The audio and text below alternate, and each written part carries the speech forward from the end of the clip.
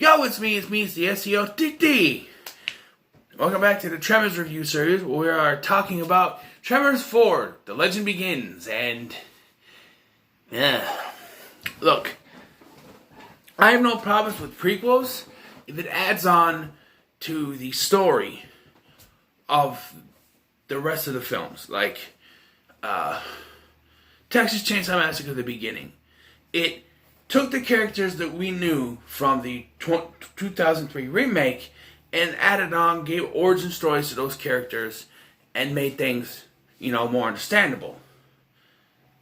Here, it's just a prequel. If you take something like Texas Chainsaw Massacre from 2003, that's the first film. It's a remake. So it's the only film in that chronology. So if you do a prequel from that, it makes sense. You can add to that chronology.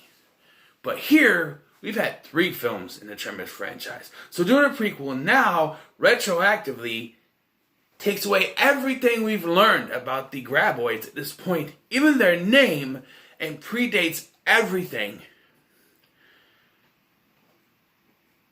we know. So, yeah. And to take that, put its own little Wild West story, and then at the end just say, oh, we promised not to tell anyone, so they never knew about it. But in the first film, they said that they haven't been around for 300 years.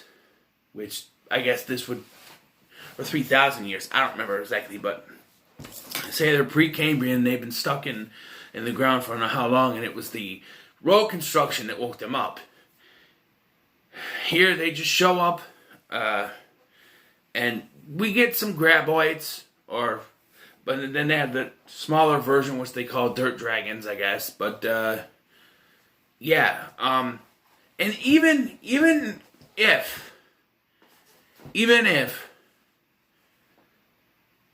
they promise not to tell anyone, there are characters that could be related to people who exist. Like our main character, once again played by Michael Gross, this time is Hiram Gummer, the ancestor of Burt Gummer.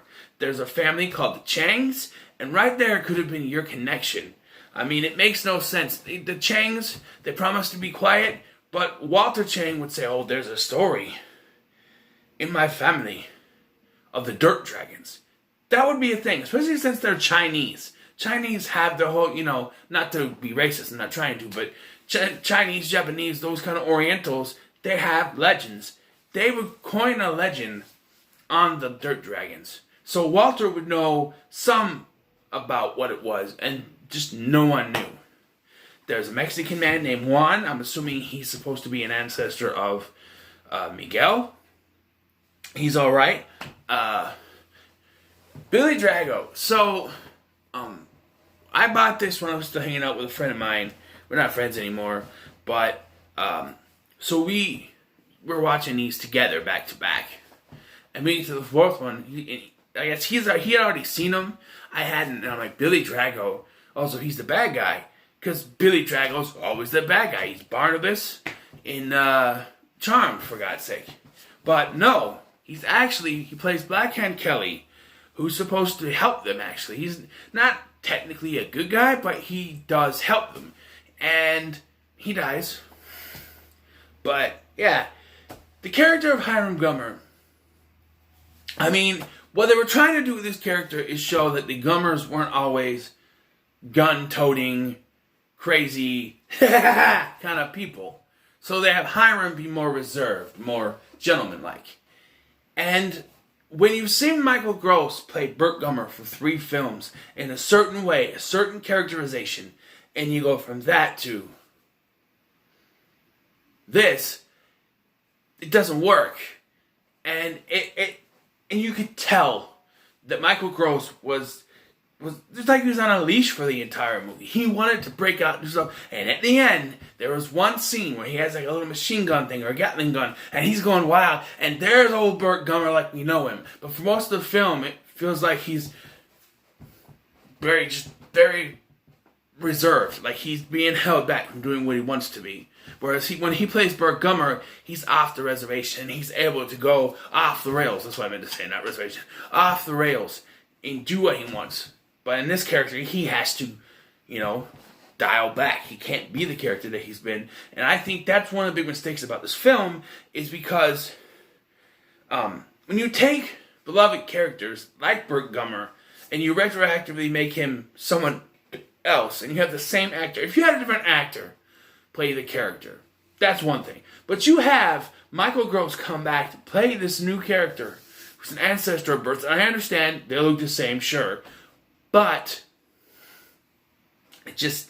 it doesn't work because you're used to the actor doing something else to what he's actually doing. Like there's a scene where it's where Black Hand Kelly shows up and they do this thing where the youngest, I think his name is Pian Chang, he keeps looking at the tent and there's flashes of lightning during the storm. And then one flash, you see a silhouette of Black Hand Kelly and he goes, Mr. Gummer, and Hiram just looks at him and goes, mind your elders, boy. Your elders are talking. I'm just like, no, that doesn't work for Michael Gross. That's just, that. I know that's the character, but that's not the actor. It just doesn't work. And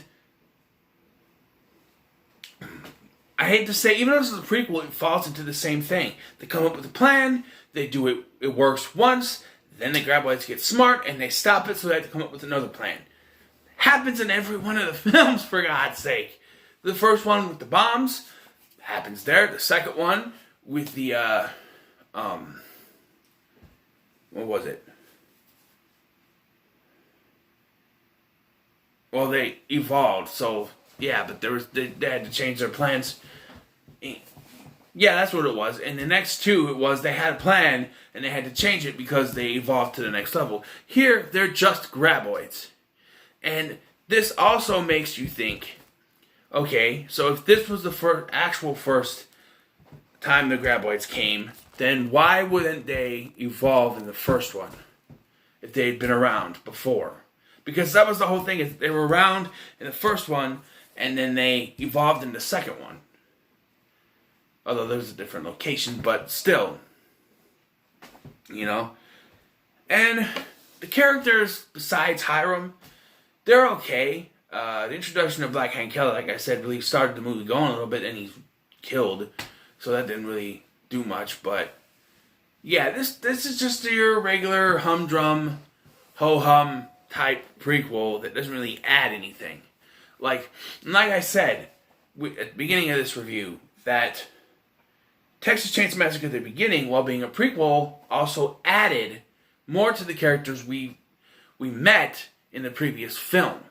So it worked. But here, it basically dials every character back. The only character we can really connect with is Hiram, and he's a really, really, really dialed back version of Burt that doesn't like guns and doesn't know how to ride a horse. His whole thing is he's there to sell the mine, and the person selling the mine just left. So he's just stuck there. I don't know. But I've never really liked this one. It's probably my least favorite of the Tremors for now, because I haven't seen 6 yet, and I hear 6 is really bad. I haven't seen it all the way through. I started watching it and just kind of zoned out. I don't remember why, but we'll get to that. But so I'm gonna give it a 5. It's still in the same universe, and it's still Tremors, but I'm going to give it a 5. So what are you guys' thoughts on Tremors 4, The Legend Begins? Let me know in the comments below. Like, share, and subscribe. I've been Scotty. See you in the next one.